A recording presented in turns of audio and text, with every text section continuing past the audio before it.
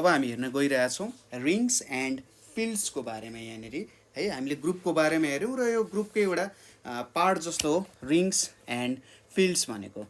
जस्तै हाम्रो ग्रुप्सहरूमा हामीले कसरी डिफाइन गर्थ्यौँ भन्दा एउटा ग्रुप छ भने है एउटा ग्रुप जी हुनको लागि के हुनु पर्थ्यो, एउटा जी सेट अफ इलिमेन्ट्स हुन्थ्यो र एउटा अपरेसन हुन्थ्यो। अब रिङमा के हुन्छ भने रिङ डिफाइन गर्नको लागि हामीले के युज गर्छौँ, सपोज एउटा सेट हुन्छ, त्यसपछि एडिसन हुन्छ अनि मल्टिप्लिकेसन हुन्छ। यहाँनिर एउटा मात्रै अपरेसन हुन्थ्यो ग्रुपमा भने रिङमा दुईवटा अपरेसन हुन्छ। रिङलाई डिफाइन गर्दाखेरि हामीले कसरी डिफाइन गर्छौँ, एन अल्जेब्रिक स्ट्रक्चर, ठिक छ, an algebraic structure. Algebraic structure भनेको यति हो कि त्यसमा इलिमेन्ट्सहरू हुन्छन् हैन, र त्यसमा केही बाइनरी अपरेसन्सहरू पनि हुन्छन्। यदि बाइनरी अपरेसन्स र इलिमेन्ट्सहरू प्रेजेन्ट छन् भने त्यसलाई हामी अल्जेब्रिक स्ट्रक्चर भन्छौँ। एन अल्जेब्रिक स्ट्रक्चर जसरी यहाँनिर आर भयो, प्लस भयो अनि multiplication together with two binary operations, together with two binary operations, addition and subtraction, addition and subtraction लेखेको छु, एडिसन एन्ड मल्टिप्लिकेसन हो यो। Edison and multiplication defined on R is called a ring if it satisfies। के satisfy गर्नु पर्यो त यसले भन्दा पहिलो कुरा भनेको क्लोज्ड अन्डर एडिसन हुनुपर्छ, ठिक छ। क्लोज्ड अन्डर एडिसन भन्नुको मतलब के हो त, यदि हामीले दुईटा नम्बरलाई एड गर्यौँ भने त्यो त्यही सेटभित्र पर्नुपर्छ भन्न खोजे। जस्तै यदि A plus B belongs to R हामीले पायौँ भने ए र बी पनि बिलोङ्स टु आर नै हुन्छ, त्यो एउटा भयो।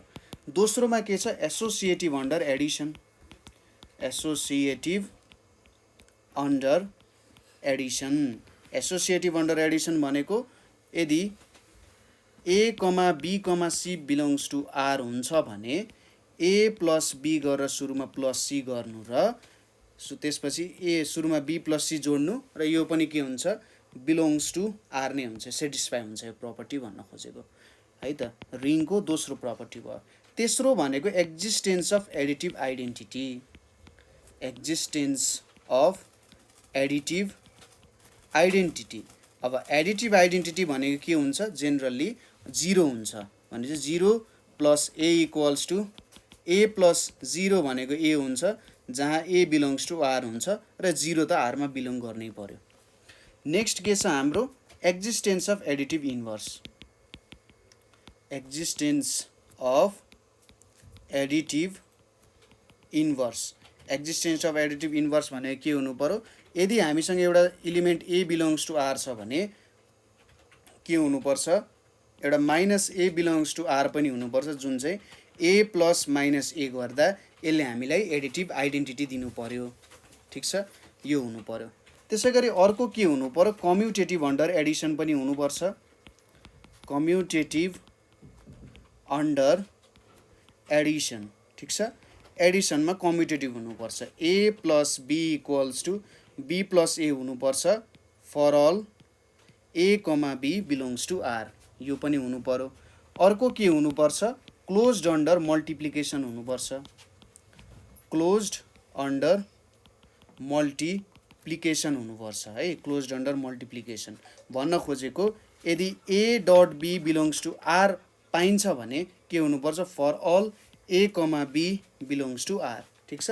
यदि दुईटा इलिमेन्ट मल्टिप्लाई गऱ्यौँ भने हैन, ए र बी मल्टिप्लाई गऱ्यौँ, ए र बी चाहिँ आरमा पर्छ र ए र बी मल्टिप्लाई गर्दा त्यो पनि आरमा पर्छ भने त्यो मल्टिप्लिकेसनको क्लोज्ड भयो। त्यसै गरी अर्को के पनि सेटिस्फाई गर्नुपर्छ, एसोसिएटिभ अन्डर मल्टिप्लिकेसन।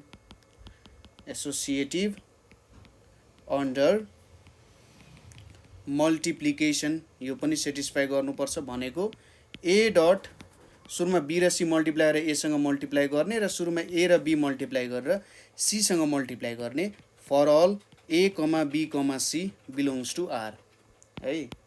अर्को के छ यहाँनिर, डिस्ट्रिब्युटिभ ल। यसले डिस्ट्रिब्युटिभ ल पनि के गर्नुपर्छ सेटिस्फाई गर्नुपर्छ। जस्तै ए डट बी प्लस सी भनेको के हुनुपर्छ ए dot be plus A dot C. यो भयो हाम्रो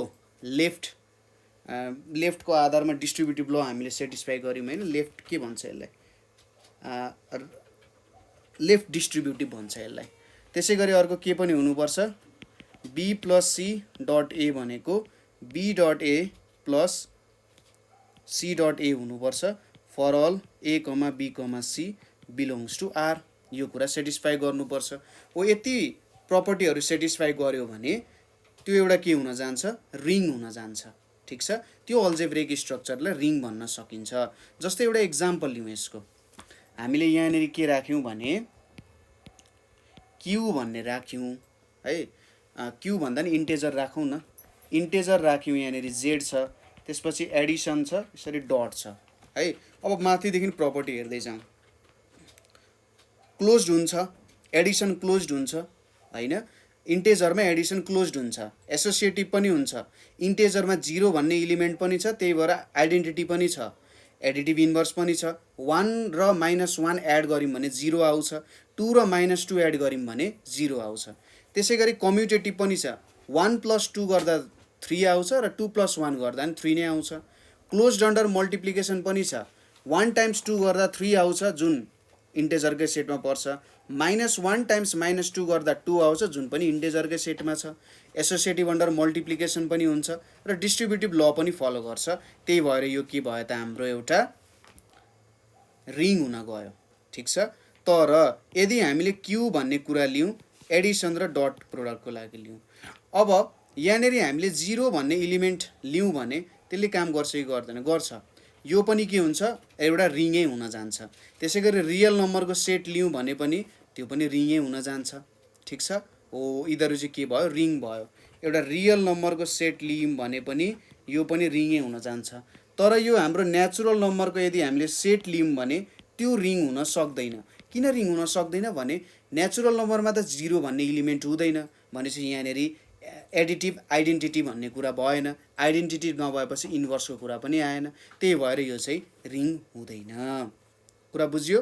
ल, यति कुरा बुझिसकेपछि अझै अलिकति रिङको बारेमा हेरौँ न है। थोरै इम्पोर्टेन्ट प्रपर्टिजहरू छ। जस्तै एउटा के छ रिङ्स विथ युनिटी भनेर छ है। रिङ्स विथ युनिटी भनेर छ। के हो रिङ्स विथ युनिटी भनेको भन्दा यदि 1 चाहिँ बिलोङ्स टु आर हुन्छ, ठिक छ, 1 बिलोङ्स टु जुन हामीले सेट लिएको छौँ, जस्तै यो हाम्रो सेट भयो भने र 1 चाहिँ बिलोङ्स टु आर हुन्छ भने त्यस्तो खालको रिङलाई हामी रिङ्स विथ युनिटी भनेर भन्छौँ। ठिक छ, जस्तै यो भनेको हाम्रो रिङ्स विथ युनिटी भयो, यो हाम्रो रिङ्स विथ युनिटी भयो, रियल नम्बर पनि हाम्रो रिङ्स विथ युनिटी भयो। यो हुने भएन हैन, सबैमा हुनुपर्छ भन्ने छैन, रिङ्स विथ युनिटी हुन्छ भन्ने छैन। तर जे होस् 1 बिलोङ्स टु आर हुँदाखेरि रिङ्स विथ युनिटी भयो। के गर्छ त यसले भन्दा मल्टिप्लिकेटिभ इन्भर्सहरू निकाल्न सकिए जस्तो भयो। ठिक छ, रिङ्स विथ युनिटी। अर्को छ हाम्रो कम्युटेटिभ रिङ भनेर छ। कम्युटेटिभ रिङ के हो त यो कम्युटेटिभ रिङ भनेको भन्दा हाम्रो कम्युटेटिभ प्रपर्टी एडिसनको लागि त सेटिस्फाई हुन्छ। हामीले एडिसनको लागि कम्युटेटिभ प्रपर्टी सेटिस्फाई हुन्छ। यदि suppose A comma B belongs to R हुन्छ र A dot B equals to B dot A हुन्छ भने यसलाई हामी कम्युटेटिभ रिङ भन्छौँ। अब कम्युटेटिभ प्रपर्टी एडिसनमा पनि सेटिस्फाई भयो र मल्टिप्लिकेसन पनि सेटिस्फाई भयो भने त्यसलाई हामीले कम्युटेटिभ रिङ भनेर भन्न सक्छौँ। ठिक छ, कुरा यसरी बुझ्न सकिन्छ। अर्को खालको रिङ हुन्छ एउटा नल रिङ भनेर भनिन्छ है। नल रिङ भनेर भनिन्छ। नल रिङ अथवा यसलाई जिरो रिङ पनि भनिन्छ। जिरो रिङ भनेको चाहिँ कस्तो हो भने त्यो सेटमा एउटा मात्रै इलिमेन्ट प्रेजेन्ट छ 0। जस्तै यस्तो भयो 0 प्लस र डट, एउटा मात्रै इलिमेन्ट 0 प्रेजेन्ट छ भने त्यस्तो खालको रिङलाई के भनिन्छ जिरो रिङ भनेर भनिन्छ। ठिक छ, यसरी बुझ्न सकिन्छ है। र एक्जाम्पलहरू पनि हामीले हेऱ्यौँ। यो कुराहरू जस सिम्पल कुराहरू नै छ, त्यस्तो गाह्रो केही पनि छैन। रिङको तपाईँहरूले हेर्न सक्नुहुन्छ प्रपर्टीहरू के कस्तो छ भनेर है। यो भयो रिङको कुरा।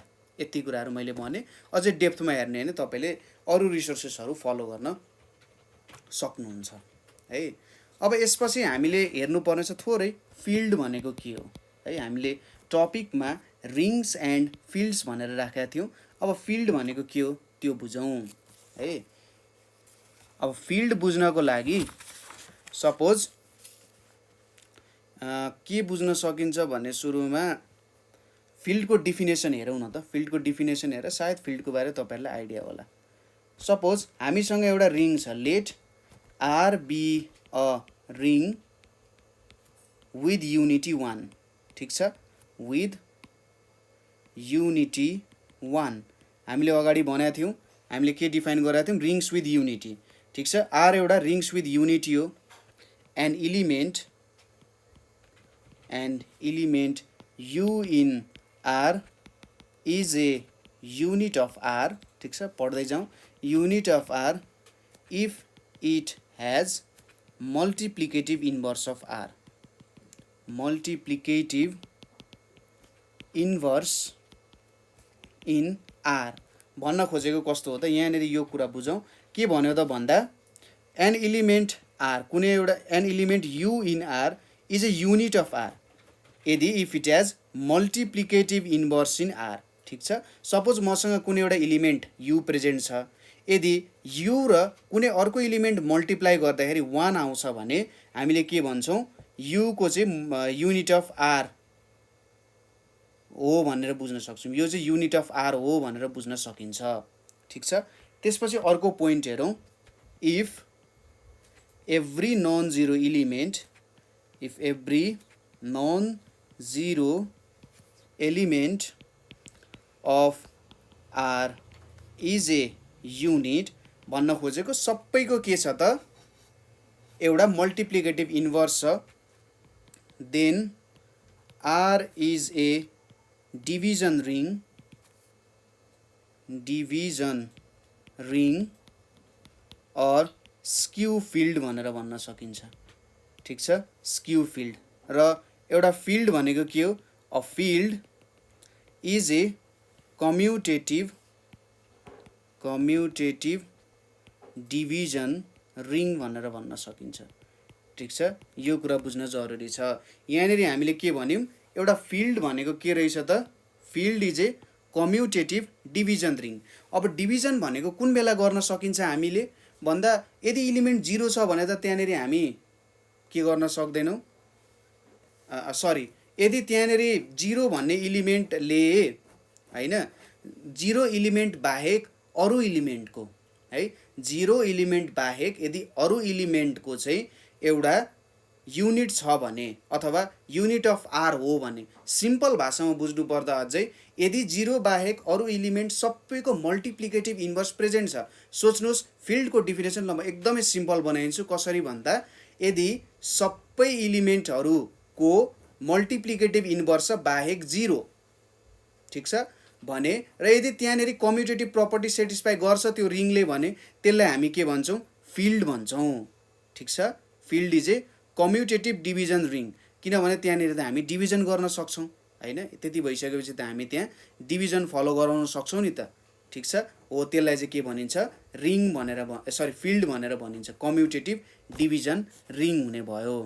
अब every field F is an integral डोमेनहरू भन्ने थ्योरमहरू छ हैन। Every finite integral domain is a field भन्ने कुराहरू पनि छ, ठिक छ। हो, यस्तो कुराहरू आउन सक्छ। अब इन्टिग्रल डोमेन भनेको चाहिँ के हो भन्दा एउटा कम्युटेटिभ रिङ छ with unit element having no zero divisors, ठिक छ। हामीले एउटा कम्युटेटिभ रिङ छ र त्यस सबैको युनिट इलिमेन्ट छ र तिनीहरूको कुनै पनि जिरो डिभाइजर छैन भने त्यसलाई हामी के भन्न सक्छौँ त, एउटा इन्टिग्रल डोमेन भन्न सक्छौँ। इन्टिग्रल डोमेन भनेको कस्तो भन्दा 0ले डिभाइड हुनु भएन, त्यति कुरा हो है। यो भयो हाम्रो फिल्ड भनेको, ठिक छ। यो प्रपर्टी सेटिस्फाई भयो है। त्यही भएर फिल्ड र रिङ भनेको एउटै कुरा हुन जान्छ। यदि हाम्रो फिल्ड एउटा एबिलियन ग्रुप भयो, फिल्ड चाहिँ एडिसनमा र मल्टिप्लिकेसनमा एबिलियन भयो भने के भन्न सकिन्छ, अथवा दुईटैको ग्रुप फर्म गर्छ विथ एबिलियन प्रपर्टी। अब एडिसनमा पनि ग्रुप हुन्छ, मल्टिप्लिकेसनमा पनि ग्रुप हुन्छ र त्यसले एबिलियन ग्रुप पनि फर्म गर्छन्, त्यो एउटा फिल्ड हो भनेर भन्न सकिन्छ। अब आइडेन्टिटी अफ द ग्रुप, यो जुन हामीले युज गऱ्यौँ त्यसलाई चाहिँ आइडेन्टिटी फिल्ड पनि भन्न सकिन्छ। बेग्लै बेग्लै कुराहरू छ। हैन। यति कुराहरू त हामीले बुझ्यौँ। फिल्ड भनेको के हो, रिङ भनेको के हो, त्यो कुराहरू बुझ्यौँ। ठिक छ। अब सब फिल्ड भन्ने कुरा छ यहाँनिर है। यो कुराहरू एकदमै इम्पोर्टेन्ट हुन्छ जब हामीले यो इक्वेसन्सहरूको कुराहरू पढ्छौँ हैन। अब यहाँनिर हामीले यसको इनडेप्थ गएको छैनौँ, तर जब हामी इक्वेसन्सहरूको कुनै बेला थ्योरी हेर्छौँ त्यति बेला हामी यो फिल्डहरूको कुरा चाहिँ ल्याउँछौँ है त। सब फिल्ड भन्ने कुरा छ। ठिक छ। सपोज एउटा फिल्ड छ मसँग एफ, यदि मैले त्यसको सब फिल्ड बनाएँ, ठिक छ, सब फिल्ड के बनाएँ अरे, फिल्डको सब फिल्ड के बनाएँ भने यो एउटा non empty set of non empty subset, non empty subset of F हो। यसलाई हामीले के भन्छौँ, सब फिल्ड भनेर भन्छौँ। ठिक छ। अब क्यारेक्टरिस्टिक अफ फिल्ड भनेर छ, क्यारेक्टरिस्टिक अफ फिल्ड भनेर छ। के हो त यो क्यारेक्टरिस्टिक अफ फिल्ड भनेको भन्दा यसलाई हामीले यसरी कार एफ भनेर लेख्छौँ। यसले के दिन्छ, smallest positive integer p such that p times x equals to 0। यहाँनिर मैले इन्टर लेखेको छु, INTEGER है। Smallest positive integer p such that px equals to 0 for all x belongs to f। यसलाई भनिन्छ क्यारेक्टरिस्टिक अफ फिल्ड। यदि त्यस्तो p element exist गर्दैन भने त्यसलाई क्यारेक्टरिस्टिक जिरो फिल्ड भनेर भनिन्छ। ठिक छ। यदि यो p भन्ने इलिमेन्ट कुनै फिल्डमा एक्जिस्ट गर्दैन भने त्यसलाई क्यारेक्टरिस्टिक जिरो फिल्ड भनेर भनिन्छ। ठिक छ। कुराहरू बुझियो होला है। ल, यति कुरा बुझिसकेपछि जो फिल्डको एउटा सर्टेन टपिक्सहरू हामीले कभर गरेका छौँ। अब यसपछि हाम्रो जाने भनेको कुनमा हो त, भेक्टर एनालाइसिसमा।